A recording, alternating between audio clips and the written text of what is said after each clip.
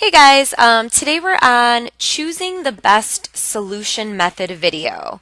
So you know how in the formative and each day for the notes we told you what the learning target was, meaning we told you what method to use?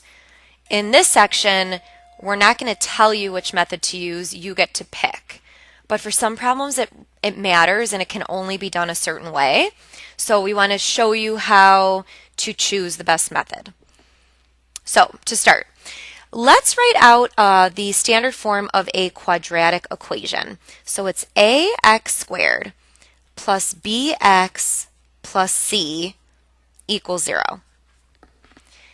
And this is going to be really important today. I'm going to use these letters a lot. So when I talk about an equation having an a in it, I'm talking about the number in front of the x squared. And when I say an equation has the b term in it, I'm talking about the middle term with the x. And when I say an equation has c in it, I'm talking about having the constant term. Okay, so let's talk about, remember our methods, there's factoring, there's square roots, there's quadratic formula, there's completing the square, there's all these methods. How do you pick which one to use?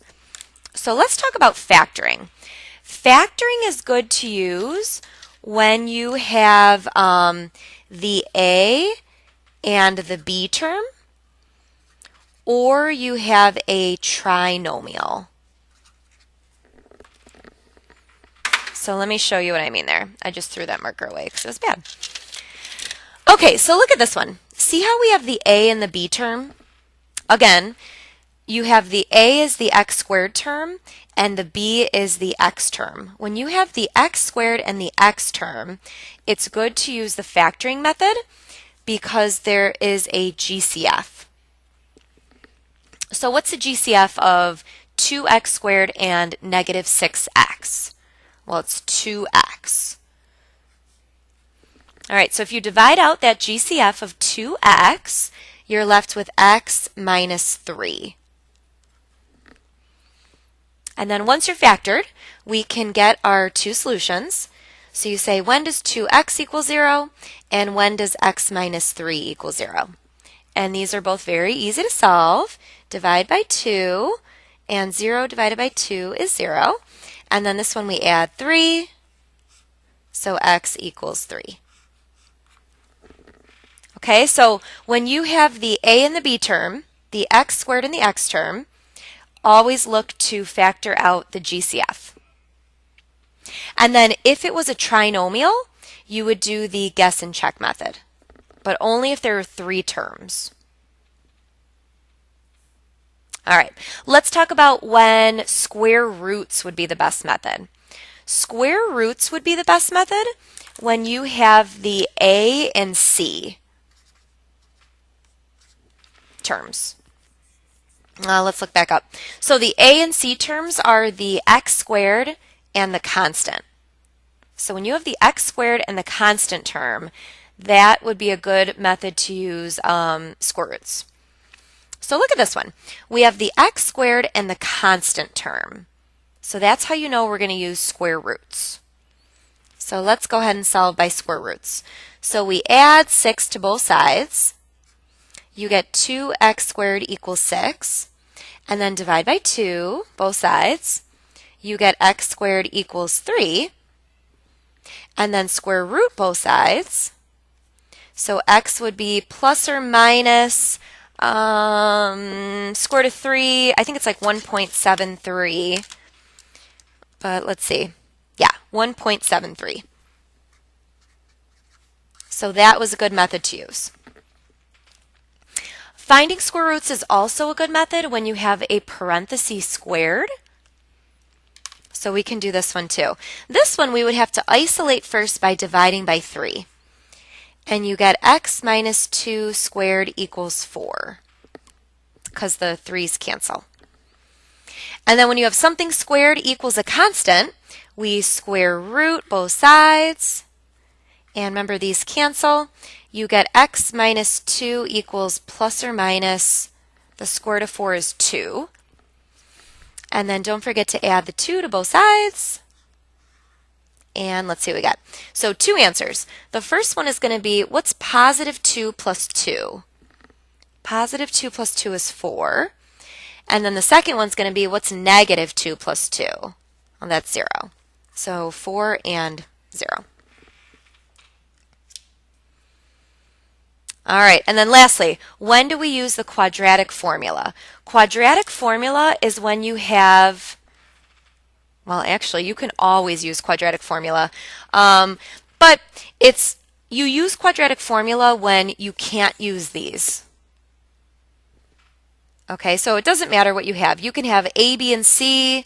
You can have A and C. You can have A and B. You can always use the quadratic formula. So quadratic formula, I'm really going to say pretty much any time.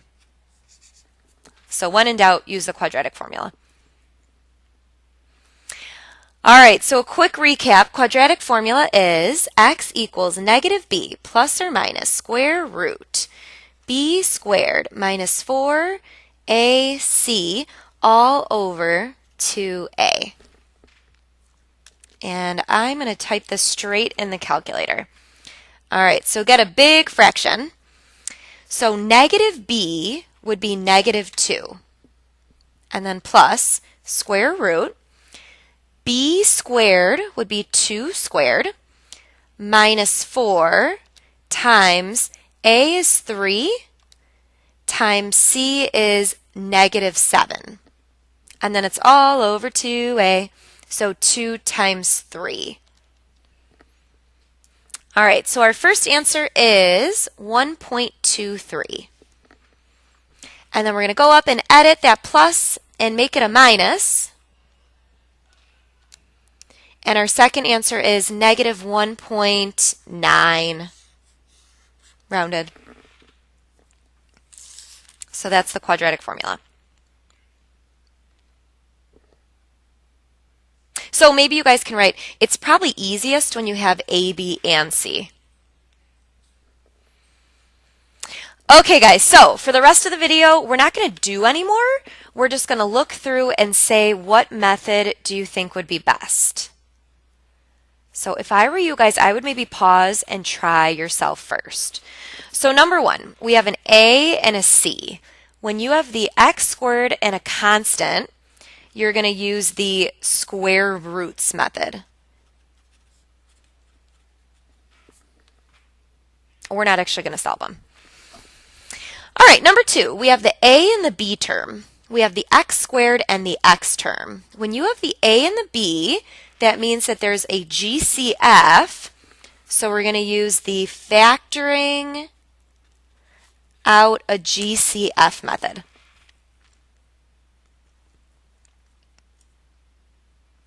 All right, number 3. So number 3, we have ABC.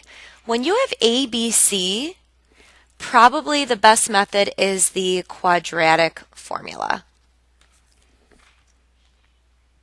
You could also try factoring. You could try doing guess and check, or you could do quadratic formula.